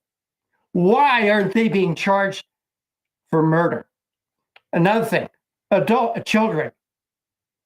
Children, 3 strikes you're out. If children, somebody under the age of 18 has committed 3 felonies, they should be charged as an adult, not a child. They're committing adult crimes. Guess what? Treat them as adults. There are millions of people, there are literally millions of people in New Jersey that are victims of crimes. But who does this government want to protect? They want to protect the guilty. Yep. The guilty, they deserve a trial before a jury of their peers, but treat them as they are. Once convicted, treat them as criminals. Men and women's jails? Yeah, that's why did Trenton State Prison have a population explosion after they started allowing men to go in women's jails? Damon, there are so many things. Second Amendment rights. Yes. Go back to the Constitution, where the Constitution says the right to keep and bear arms shall not be infringed. That's what the Constitution says. We've got to get back to that. You should have the ability to defend yourself and your family, and it's even more important now today with the amount of crime, the amount of criminals that are in this state. And why are they here? Because Phil Murphy allowed them to come here. Phil Murphy allowed them to stay here. What is it? Patterson, New Jersey, right now, is the 2nd most populated Muslim city in the world. Why is that? Why has Muslims taken over that government? Straws. The stupid idea that the plastic straws. Oh, you can't have a plastic straw. You can't have a plastic bag. Do you know where 95% of all the plastic in the ocean comes from?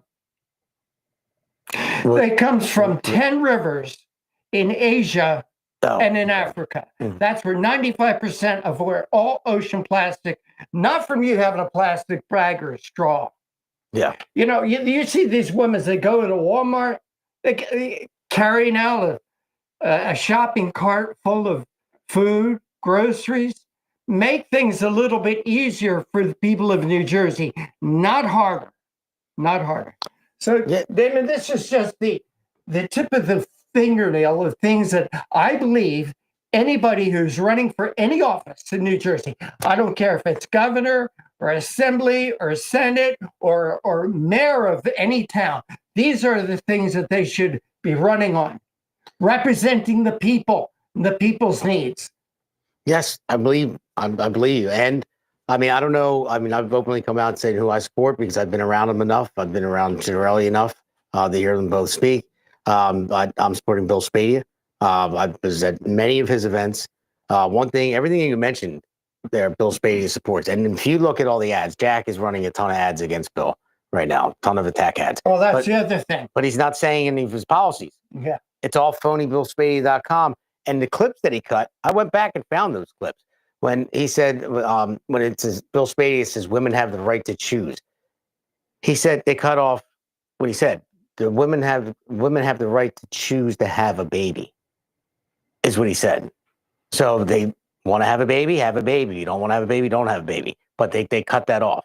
You know, I mean, there were so many clips that it's so misleading, and it's, you know, it should be illegal, you know, to mislead. But I haven't heard Jack talk about policies once. I've been to many of Bill's events, and he talked about everything you just talked about, everything about the gas tax, about all of that. He talked about it. I asked him a question about NJ Doge. He said he went to where was he? I forget. It was some type of event with other people that were running, for the other government candidates that were running, and he brought up NJ Doge, and they booed him. Everyone booed him. Like, no, he wants to save money. He wants to get rid of the sanctuary state. He's for getting our schools back to where they should be, just teaching that he's not for men and women's sports, you know, men using women's bathrooms. He's a big 2A guy. Second, last I saw him was he was at the gun shop. Forget the name of it off the top of my head. It's on Cooper Street in Deptford. But yeah, he was. What you mean? Yeah, down the road from here. Yeah.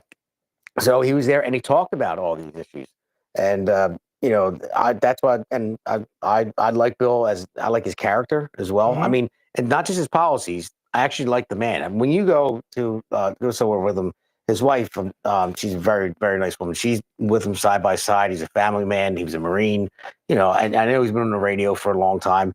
I mean, he may have said a couple of things here and there that, you know, you're on the radio for a long time. Some things come out of your mouth that, you know, might change your policy on, but everything he's running on now, I'm with. I mean, Jack, I just don't trust it. The other ones, I mean, Justin Barbera, the other ones I could care less about, you know, about Bramnick and Kranjak, I could care less. But I will say Justin Barbera, he's the low guy. He was the me running for Congress pretty much, you know, with no help, no backing or anything like that. He's a great guy. I had him on, I interviewed him. He's a great guy, and he would make a great governor one day, but he would make a great politician. He's got it in him. He went out. I mean, Ed Durr, I interviewed him too. He couldn't even get all the signatures. You know, Justin Barbera, he went out and got over 3,000 signatures. I mean, this guy hustled, and even though he doesn't have the backing, he attends everything. So I'll give it to Justin. He already knows I'm backing Bill. We're very good friends, Justin and I, but he knows I'm backing Bill because he's got the money. It's going to be Bill or Jack.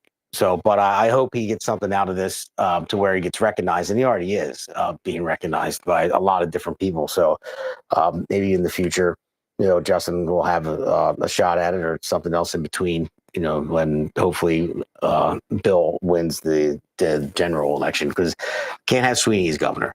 He lives right down the street from me, Sweeney, by the way, which I found out I wouldn't say the hard way. I just knocked on his door when I was door knocking, and he opened the door, and I looked at him, and I was like, I'm just going to hand you this. And I just walked away. I had no idea he lived in the development next to me, so there was no reason to talk to him. So I said, I'm just going to hand you this, and I just kept it moving. But we can't have another Democratic governor. I mean, Democrats have been in control of this state for 23 years, basically, with the Assembly and State Senate. And then, my friend Pete Sykes, who's my co-host on 92.1 Jersey Radio, and Jack Brangan, they're running as a team for Assembly and LD6. So they were on last week. So we had the technical issues, but they're coming back on Friday to talk about. And everything you said there, number one was gas tax. Pete went right after it. Well, that gas tax is ridiculous. And yeah, I take it back. I'm going to mention it. Beth Sawyer. Yeah. I spoke with Beth Sawyer about the sales tax. I said to her, they've got to repeal that back to 14 cents. He goes, oh, you can't do that. Why can't you do that? Because they use the gas tax money for the 911 phone system in Salem County. Not for the roads. It's supposed to be for infrastructure. That's what it's supposed to be. Not for the roads, but for the 911 system in Salem County. God bless you, Beth. Let the people in Salem County buy their own 911 system. She's the one who said that $5 billion for the GCL line should go down there for infrastructure. Have you been in Gloucester County, in Cumberland County or Salem County?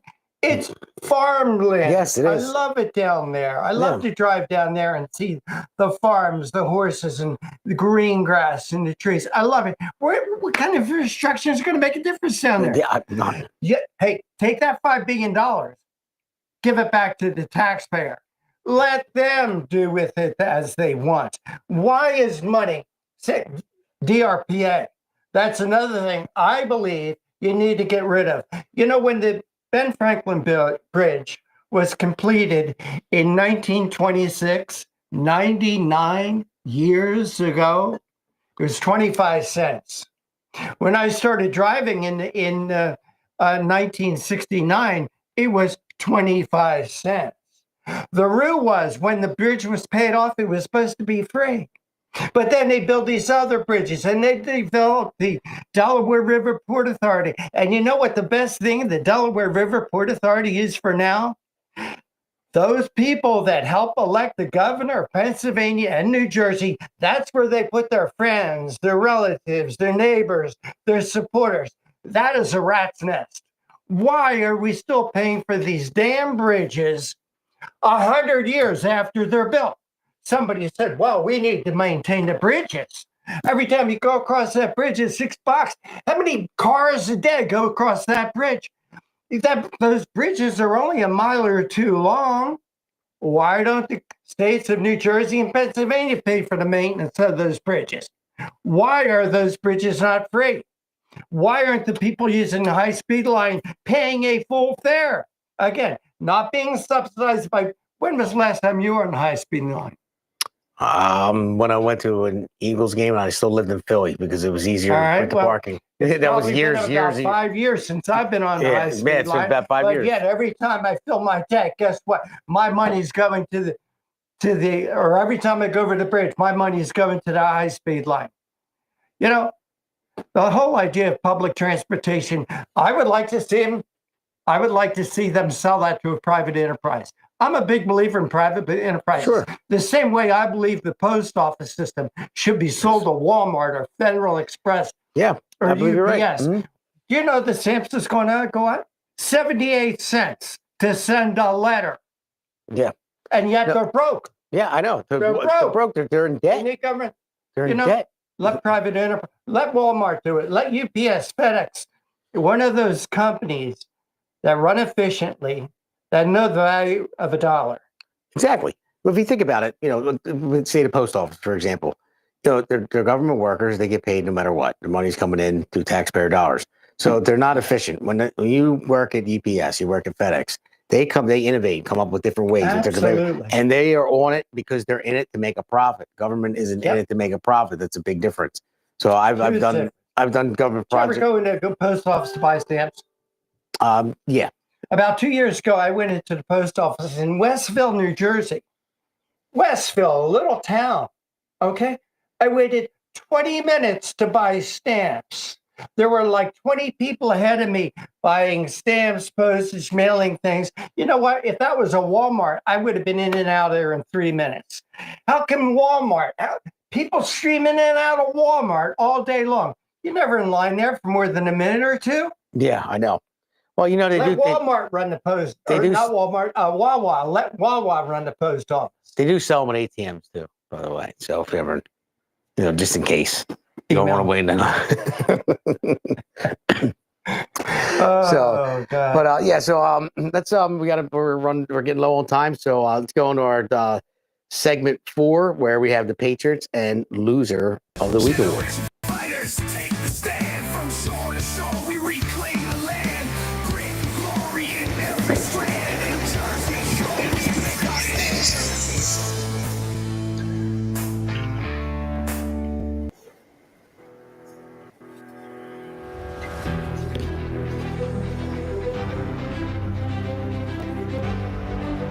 All right, so here is segment 4. Segment 4 is where we pick loser. Well, I'll start off with the positive. We'll go with the Patriot of the Week award. So, our producer made up a little clip, you know, for the Patriot of the Week award. So, let's roll that clip out here.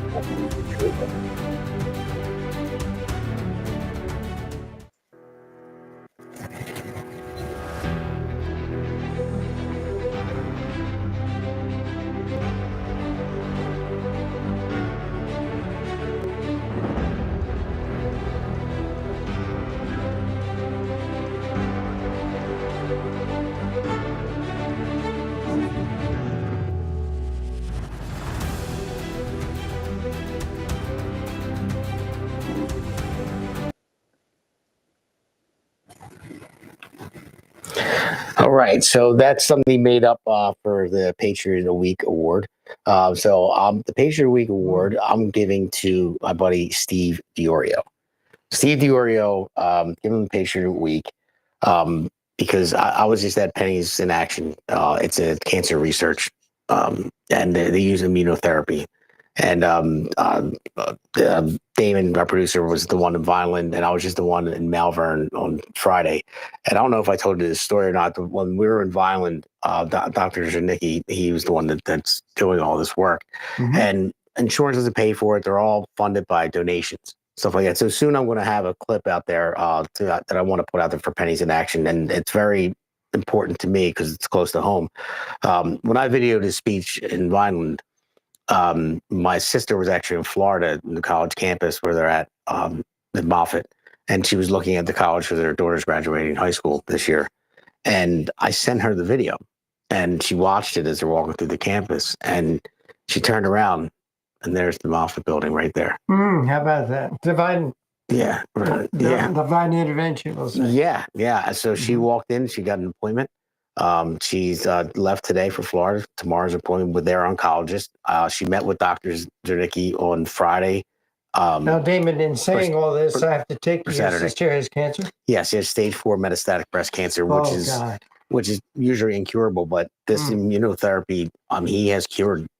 They've made strides. I was down in Vineland and heard them speak about Dr. Janicki. Oh, yeah, you were right. Yeah, that's right. You were there and heard about. So now your sister is applying to become part of that study. Yes. And she got this. Pennies for Action, from what I understand, is helping to finance this research and is to helping people like your sister get into and pay for this program. Yeah. So they need to raise money. I'll have something out there. I've been working with them when we were out in Malvern. I talked to Dr. Janicki and Melissa works with that, and I told them I would try to, get it out there as best as I can because they need the money to keep funding, this research because it's amazing. When you show the slides of people that had stage 4 metastatic breast cancer, and because it metastasizes their bone marrow, you could see in the slide all of it. It just decimated their bone marrow. There's one girl. I think you remember when you talked about she was in a wheelchair and then she was walking, and then you see the next clip of where it's gone. It actually uses your own body cells, to fight the cancer off itself instead of going through the chemo. I mean, sometimes they still use the chemo and a proton in between, but if necessary. But it's breakthrough medicine, and it needs the funding bad. Well, God bless your sister. I will be praying for her. Oh, thank you. I appreciate it. It's been a rough week, but that was some good news. My father just had back surgery and had a stroke on Friday, mild stroke, but he's home, so he's doing okay. It's still the speech though, but he's working with it. And it's starting to get better already. The doctor said like it's out when he went to move both eyes, the left eye wouldn't move, but now it is. Oh, and, that's good. And it's starting to get better. It was a mild stroke, so he's okay. That was a little scary. Damon, if you had stage 4 breast cancer or a stroke, what other country would you rather be in Right. than the United States of America? Right here. I mean, is our medical system perfect? Probably not, but sure, a hell of a lot better than anything else out there. Yeah. And if I was sick, this is where I'd want to be. We're so blessed to have such wonderful doctors and hospitals, especially in this area. Yeah. Especially, I remember in the 2010 era, 2012 era, when Obamacare was being debated and people saying, we need a healthcare like Canada has, Canada has. Do you know at that time, it's probably different now, I hope it's different, in all of Canada, you know how many MRI machines were in all of Canada? I couldn't imagine how low it is. Yeah, 6. 6. Now, Damon, from where we are right now in Deptford, New Jersey, we could probably throw a stone and hit 10 MRI machines. Yes, definitely. I've got multiple MRIs. I was just hospitalized. That's why I missed some podcasts because I got epidurals in my back because I had back issues. And then I wound up getting an infection in my blood, like the sepsis. And I ran 104.2 fever. And I went to the hospital. Oh, we're taking you in a minute. I had like 5 IVs in me, flushing me out from this bacterial infection I got from the epidural. But that's neither here nor there. We're running out of time, so I want to get to the loser of the week. So let's play our clip that he made up for loser of the week. I kind of like it. I like the end of it too.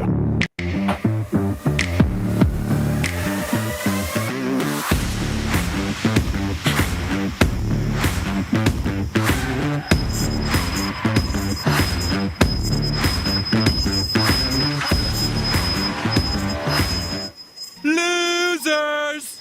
Losers! Losers! Losers! Losers! Ah, shut up! I don't know where you start this, Damon, but there's so much. There's so many losers out there. I don't know where you begin. Well, I'll give it to George Soros. Because I can give it to him all the time. But George Soros pumped so much money into these like Cooper River Individual and all of the, Antifa and all this stuff and college protests. You wonder where they're getting the money. Where they all have the same tents, the same stuff, same signs. That's why he's a loser. Keep spending your money, George. Just blow it on all these fake protesters. Everybody knows they're getting paid now. I mean, the cat's out of the bag. So if you want to just keep doing it and be a nuisance, everyone already knows it by now. No one believes what they're hearing from these people. So keep sending out the crazy cat ladies, to the protest and pay them $250 a pop. I'm sure, because they don't have a job. They went to school for, lesbian dance theory or gender identity or whatever. Then they can't get a job. They live in their mom's basement. So they need something to do. So keep them busy, George. But keep on losing because Trump won no matter how much you spend on Antifa and all these other protests. So keep wasting your money. You got plenty of it. So you are the loser of the week. And I could give it to you every week, but there's many losers. Double loser of the week. But so that's our loser. So I want to get into talk about buddy Seth. He's one of our podcasters, and he's Seth Gersman? No. Seth Eisenberg. Well, they come to Jonah is his name, but he goes by Seth. He's ex-military as well, but he had a podcast, Conservative Corner, so he's been on and off in and out of the hospital. He's been racking up hospital bills, so there's a GoFundMe out there for Seth. He needs all the help he can get. We can't wait to get him back, and so we can start the Pulse and everything else, and can't wait to. He has a great podcast. We also have Alexandra Levine live. She is on Tuesdays and Thursdays at 8 p.m. Eastern Standard Time. And my podcast, obviously, is Mondays and Fridays at 8 p.m. Eastern Standard Time. And the Jersey Shore radio show on Cruising 92.1 WVLT is on every Thursday from 5 p.m.